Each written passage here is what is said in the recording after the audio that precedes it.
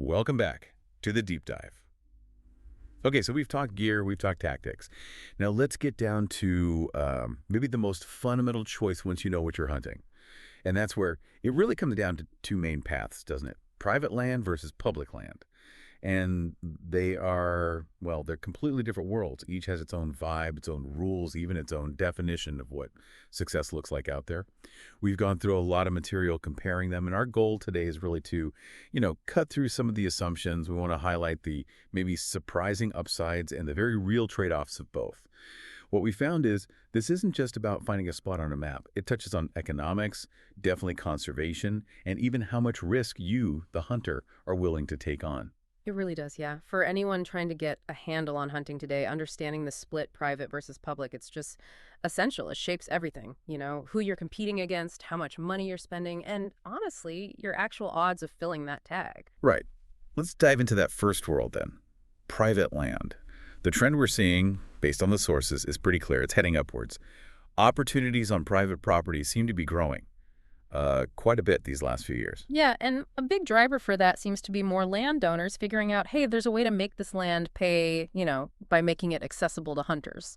And hunters are responding, even with costs going up. Why? What's the big draw? It boils down to one word, really: control. The single greatest advantage of private land is managing or almost totally avoiding what we call hunting pressure. Okay, hunting pressure. We hear that term all the time. Yeah. Can you break down what that actually does to the hunt itself? What's the impact? Sure. So hunting pressure is basically the stress animals feel when there's a lot of human activity or it's unpredictable. Think about it like this. If a piece of land gets hunted hard day after day, the deer, the elk, whatever it is, they don't just sit there. They learn, they change their whole routine. They might go completely nocturnal, or they'll vanish into the thickest, nastiest cover they can find. They become, well, super elusive. They're essentially figuring out how to beat the hunter at their own game. Oh, okay. On private land, because the owner can strictly limit who's there, how many people are there, maybe when they hunt. They reduce that pressure that animals don't get that constant education. And honestly, the difference in success rates between, say, a packed public wildlife area and a well-managed private lease, it can be night and day, really astonishing sometimes. So less pressure means the game isn't quite so wary. Higher odds for the hunter. Makes sense. Now, traditionally, getting onto private land meant you either owned it or you knew someone who did. Very much, yeah. Access was limited. But the research shows that's changing. And it's changing because of one main thing: leasing. Leasing is the big mechanism now. It's kind of the great equalizer, at least in terms of access. Landowners are basically renting out the hunting rights for a season, or maybe longer, to individuals or groups. So it takes that benefit, the low pressure, maybe higher quality hunt, which used to be, for the lucky few. Right, the landowners are their buddies. And turns it into something more people can access if they're willing to pay. Exactly. It becomes a commodity. And because landowners are now seeing this as a revenue source, this is where we found something really interesting, kind of an aha moment, actually, about the environment. Leasing isn't just about money changing hands. Yep. It can actually fuel conservation. That's the part that really stood out. When a landowner starts making money from hunters leasing their property, suddenly that income can go right back into the land itself. There's a direct financial reason to invest in making the habitat better. Planting food plots, managing timber stands, improving water sources, keeping herd numbers healthy. So it's not just altruism. It's good business. It is good business. By actively managing the land, investing in its health, they create the sustainable ecosystem that can support hunting year after year. It's a private funding model, really, paid for by the hunter, that directly supports the ecology on that land. That definitely reframes the cost, doesn't it? Turns it from just an expense into maybe an investment in the place you hunt, gives the hunter a stake in it. But let's be clear. This controlled environment, this investment, it comes with a price tag, a very real one. We have to talk about the cost. Oh, absolutely. That's the main downside, the big trade-off. Unless you've got a great deal with a friend or family, you're paying. And often you're paying quite a bit. Leases are typically priced per acre, usually for the season, sometimes annually. Okay, per acre. Can you give us a ballpark idea? What does that actually mean for someone looking for, say, a decent-sized spot to hunt?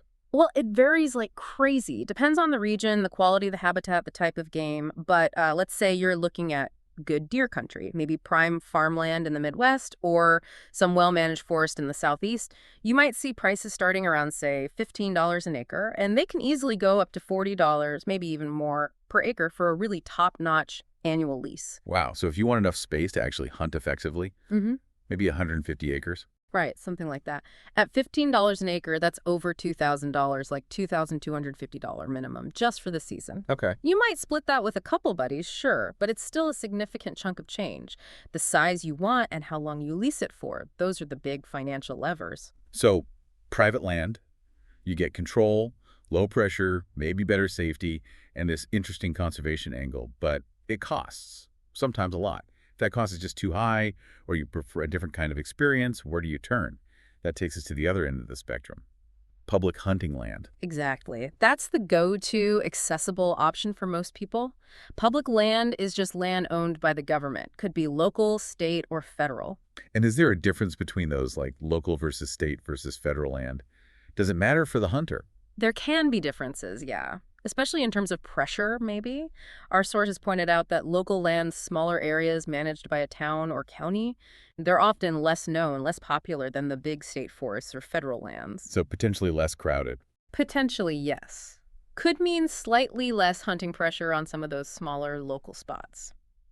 But the big players, the ones most people think of, State forests, national forests, BLM land. right. Those are usually vast areas, and they are often actively managed for wildlife and habitat, which is great. But the key thing is they're generally free to access, assuming you have the right licenses and tags. And that accessibility, well, it's both the biggest plus and the biggest minus. Let's talk about the plus side first. Hmm. You mentioned private land offers a controlled experience. But for a lot of dedicated hunters, the main appeal of public land is exactly the opposite. It's the raw difficulty, the challenge. It's a totally different mindset, yeah. Hunting private land, especially a paid lease, you're often paying for a certain expectation, maybe a higher chance of success. Public land, you're basically entering a big open competition. It's demanding, success rates are generally lower, animal density might be lower because of that pressure we talked about. And you've got way more competition from other hunters. Constant competition. But, as the sources often say, if you manage to take down that mature, wary, big buck on heavily hunted public ground, it feels different. It's that much sweeter. Ah, like a bigger achievement. Exactly. It becomes this badge of honor almost, because you didn't just outsmart the animal, you navigated the crowds, maybe hiked further, worked harder. You beat the odds and the competition. Okay, so the challenge itself is the reward for many. But that difficulty, that competition, ties directly into the main arguments against public land. Let's hit the big one first.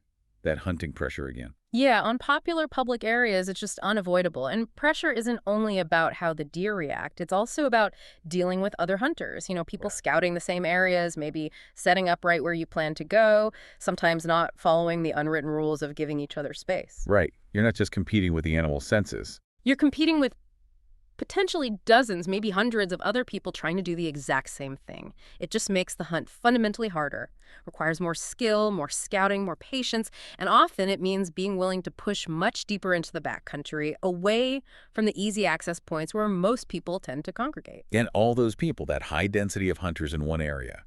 That brings up the second major downside. And this one's, frankly, much more serious. Safety. Absolutely critical point. You simply can't ignore the difference in safety risk between the two systems. How so? Well, think about it. On a private lease, you might have just a few known individuals spread out over hundreds, maybe thousands of acres. The chance of a hunting accident is incredibly low. Now, picture public land during peak season.